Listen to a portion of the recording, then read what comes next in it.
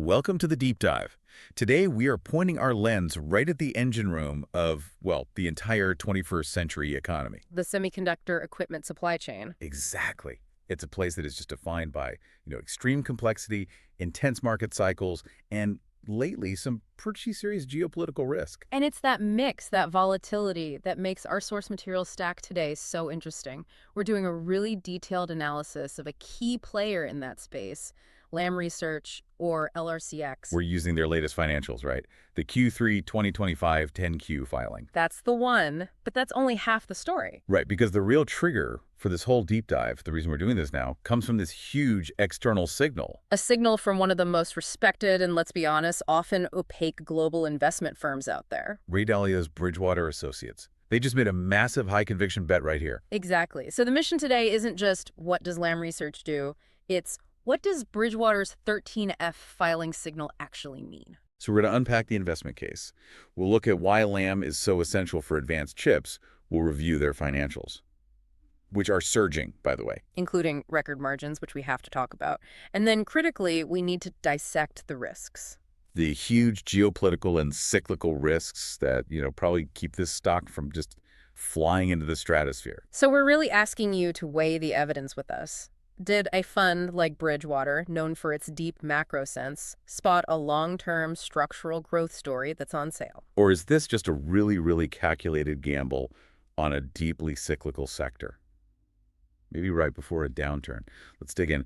Okay, so we have to start with the catalyst for all of this, the filing. The 13F filing, it's the document that triggered this whole investigation. For anyone who doesn't follow these, they're the quarterly snapshots showing what big institutional investors are holding. Yeah, the one Bridgewater Associates filed for the period ending September 30th, Q3 2025 it was. Well, it wasn't subtle about Lam Research. Not at all. I mean, when a fund with the size and frankly the prestige of Bridgewater makes a move like this, especially in a sector like wafer fab equipment. A sector that's been under so much pressure. Exactly. Cyclical pressure, geopolitical pressure. The market has to pay attention. Their action here was unambiguous. It was decisive. The numbers confirmed they didn't just add to their position, they massively increased their stake in Lam. Right. This wasn't a little portfolio tweak or a hedge. This was a move that screams deep structural conviction. They must believe that the long-term tailwinds from AI and complexity are just going to overwhelm any of the near-term turbulence. So let's quantify that. How decisive was this move in actual numbers? They increased their position by 111.38%. Wow. 111%. They literally more than doubled down on their holding. So they're holding what now? Approximately 3.46 million shares of Lam Research. Doubling down on a stock in a sector known for, gut-wrenching volatility. That is a statement. It's a huge statement. And given the price swings in that quarter, what did that actually translate to in dollar terms? From one of the world's most sophisticated macro funds. As of that filing date, the position was valued at roughly $463.8 million. $463 million. And here's the key part. In the context of Bridgewater's massive overall portfolio, that single stock, Lam Research, it represented about 1.82% of their total 13F allocation. Okay, 1.82%.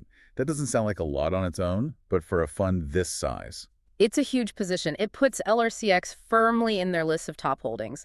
This isn't just a diversification play. This is a high-conviction bet. So the insight isn't just the dollar amount. It's the type of fund. Bridgewater is famous for its all-weather macro strategy. Right. They think in big global cycles. So for them to commit almost 2% of their portfolio to one single WFE manufacturer, it suggests they see this as a structural turning point. That's the thesis. They must see this as the moment where AI demand finally overrides the old rules of cyclicality. That's the core idea we have to really dig into today. The signal they're sending is that Lam isn't just a company benefiting from the AI boom. They're betting that Lam is an indispensable enabler of the manufacturing complexity that the AI boom requires. It's like they're betting that the demand for pure computation is becoming inelastic. It's so necessary for national security, for economic growth, that the old boom-bust cycles are going to get shallower. Shallower and shorter, all against a rising long-term tide of revenue. It implies a belief that this age of AI needs totally new ways to make chips And Lam happens to own the keys to those techniques. Precisely. It shifts their role from just being a tool seller to being a gatekeeper of atomic scale complexity. So to justify that kind of conviction, we have to look past the stock ticker and get into the business itself. Exactly. Why is Lam so critical? What's their real moat against giants like Applied Materials? Let's move from the macro signal to the micro reality. All right, so Lam Research.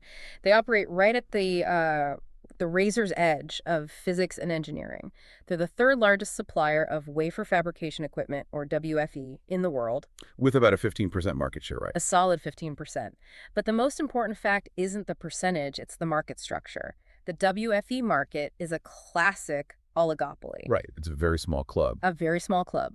Lam is one of only 5 companies that together control 70% of the entire market. So you have ASML, Applied Materials, KLA, Tokyo Electron, and Lam. That's basically it. That's the list. They hold the keys to pretty much all global chip manufacturing. That concentration is a massive advantage in itself. But inside that club, what's Lam's specific superpower? What's this complexity moat we keep talking about? Their superpower is mastering 3 absolutely foundational processes in chipmaking: deposition, etching, and wafer cleaning. Okay, so if we think about lithography, which is ASML's world, that's like drawing the blueprint on the chip. Exactly. Lithography is the drawing. Lam's tools are the ones that actually build and carve the atomic scale structures based on that drawing. Let's break that down. Deposition is the building. Etching is the carving. Perfect analogy. Deposition is like atomic scale 3D printing. You're laying down ultra-thin layers of material, sometimes 1 atom at a time. And etching is the opposite. The reverse. It's the high-precision removal of that material. It's like an impossible chisel. And then there's cleaning, which sounds simple, but is absolutely critical. Because one tiny speck of dust can ruin a whole wafer. A wafer that could cost millions of dollars to process. So Lam's moat is built on a simple fact. As chips get more complex, the demands on these specific tools grow exponentially. And that complexity is coming from the fact that we can't really shrink chips sideways anymore. We've hit a wall. A physical wall. So the entire industry is moving vertically. We call it the skyscrapers of silicon. Whether it's memory chips like NAND or advanced processors. Exactly. We are stacking layers vertically. When you move to 3D structures, like a 200-plus layer NAND chip, the difficulty of the manufacturing, and therefore the demand for Lam's tools, it grows non-linearly. Could you give us an analogy for that nonlinear difficulty? What does that really mean? Okay, think about the etching for 3D NAND. They need to drill these microscopic holes. The aspect ratio, which is the depth compared to the width, it's like trying to push a drinking straw through a stack of 50 pizzas. And it has to be perfectly straight. Perfectly straight, millions of times on a single wafer, without damaging any of the layers. The physics are insane. And this rising complexity means Lam's total market opportunity, what they call their served available market, or SAM. It's expanding. It's structurally growing. Right.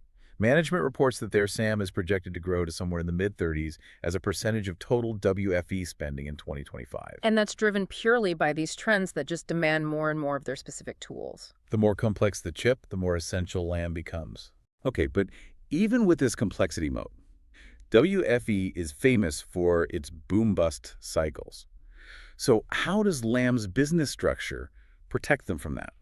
That's the beauty of their segmentation. They basically have 2 businesses. One is volatile, one is steady. Okay. First, you have the systems revenue. This is the sale of brand new equipment. The etch, deposition, and clean tools. This is the high growth engine, but it's the part that gets hit when customers cut their spending. And we just saw it rebound massively. Massively. Q2 2025 system sales were up an incredible 58% year on year. It just shows you the cyclical leverage on the way up. But the cushion, the part that gives investors some peace of mind, has to be that second segment. The Customer Support Business Group, or CSBG. Right, the recurring revenue. That's the backbone. CSBG is all the services, the spare parts, the upgrades. It provides that vital stability. So how big is that business? In the last quarter, CSBG revenue hit a record $1.73 billion. It stays strong even when the system sales part has a down year. It's often more than a third of their total revenue, and it's much higher margin. And that must be fueled by a just gigantic fleet of equipment already out there in the world. It is. Lam has an installed base of an estimated 96,000 tools globally. 96,000. And here's the key thing about this industry. These tools aren't disposable. You have machines that Lam built 20, even 30 years ago that are still running in fabs today. And they all need service, maintenance, upgrades. Constantly. Lam has this army of field engineers. They use digital twins, predictive maintenance, all to keep that fleet running 24/7. So every new tool they sell isn't just a one-time sale. No, it's basically a subscription contract for the next few decades. It's an incredibly powerful flywheel. And it creates huge switching costs, I'd imagine. Enormous. Once a fab validates a specific Lam tool for a complex process, they are locked in. The cost and time to revalidate a competitor's tool is just prohibitive. Okay, and just quickly, what about their customer mix? Are they too dependent on one part of the market, like memory or logic? No, it's actually pretty well balanced. In the June quarter, their system sales were about 52% from foundry customers. So the logic chips from TSMC, Samsung. Right. And 41% from memory, which covers both NAND and DRAM. So that diversity lets them ride the AI logic wave now, but they're also perfectly positioned for the big memory recovery that everyone expects is coming. Exactly. They get to capture growth from both sides. Okay, so we've got the foundation, oligopoly, a complexity moat, a resilient business model. Now let's look forward. This foundation is being hit by, the rocket fuel of the AI era. It is. This has to be the core of Bridgewater's long-term thesis. AI is pushing manufacturing innovation faster than ever. Absolutely. I mean, AI accelerators, GPUs, they are pushing the absolute physical limits of what you can cram onto a piece of silicon. And this complexity isn't just growing, it's accelerating. What does that mean for spending? WFE spending per leading-edge wafer, so for the most advanced chips, has already grown 20% in the last 5 years. But it's forecast to jump another 50% in the next several years. 50%. Just from the shift in how these chips have to be designed and built, and Lam is sitting right in the middle of all of it. So let's break down the key technical shifts where Lam has an advantage. Let's start with the next generation of transistors. Growth driver number 1, the shift to gate-all-around, or GAA. Okay, GAA. We've been using FinFET transistors for years. What's different? FinFETs are hitting their limit.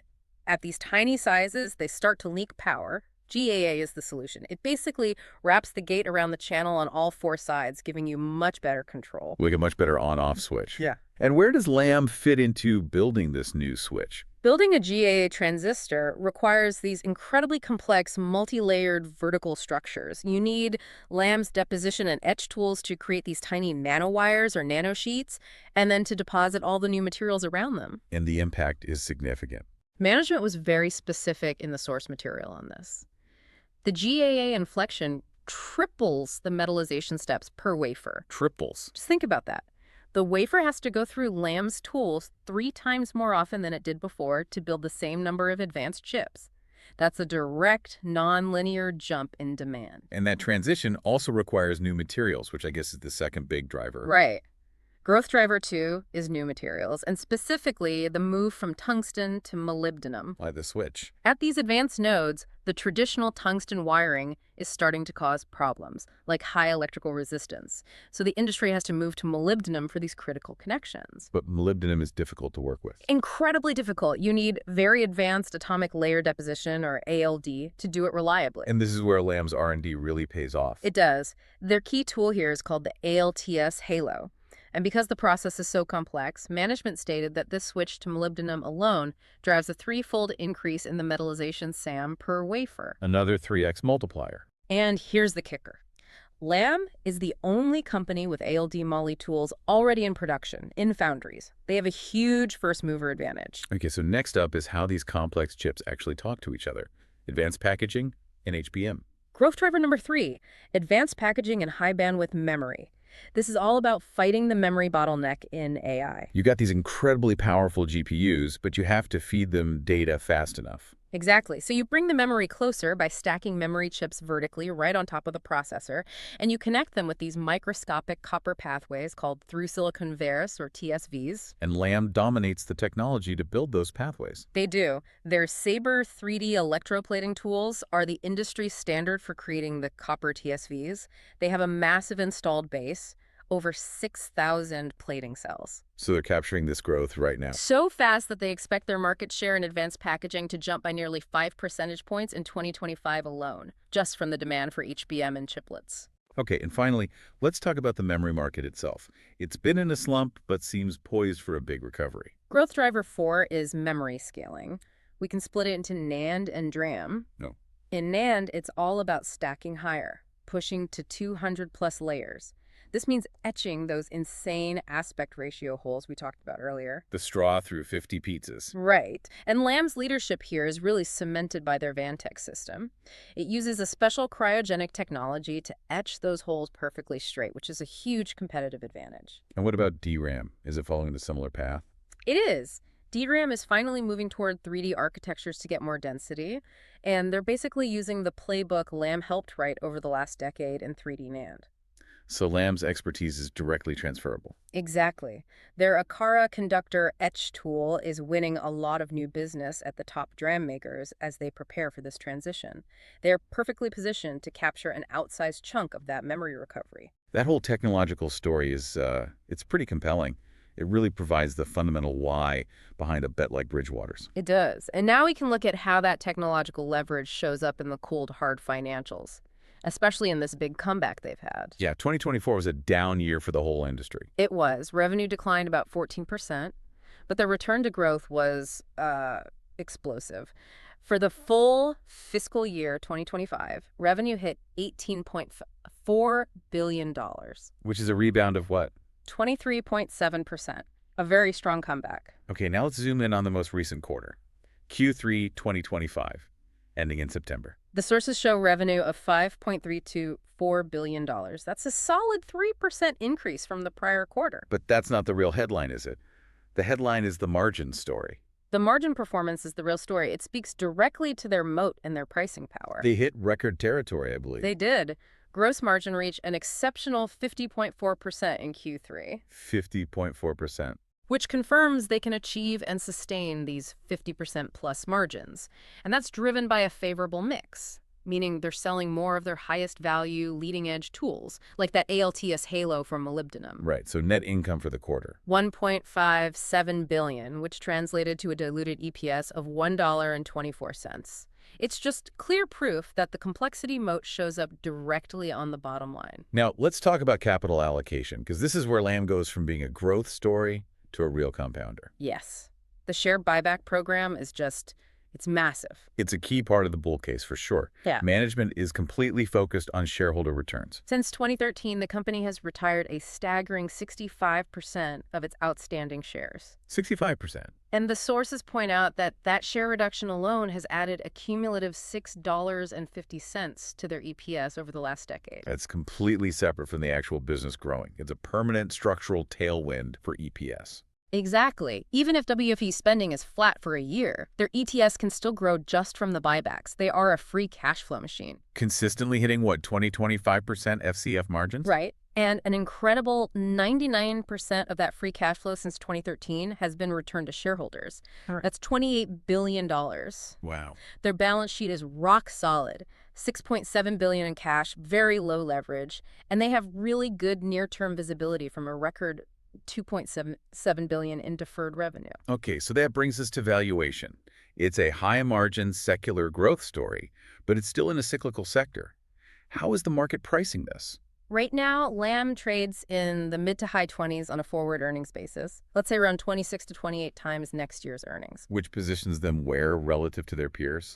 Sort of in the middle of the pack. Okay, so why not higher? With 50% margins and that recurring revenue, why isn't it valued more like a software company? It's the baggage, the cyclical baggage and the geopolitical risk, which we have to get to. But compared to the others, Lam is cheaper than ASML. Which gets that huge premium for its EUV monopoly. Right, ASML is over 30x. But Lam is more expensive than Applied Materials, which is closer to 21x. The market is basically giving Lam credit for having a superior growth profile this cycle because of its dominance in these GAA and 3D transitions. And management's own guidance supports that growth story. They do. They're guiding for a 12.5% revenue EAGR through 2028.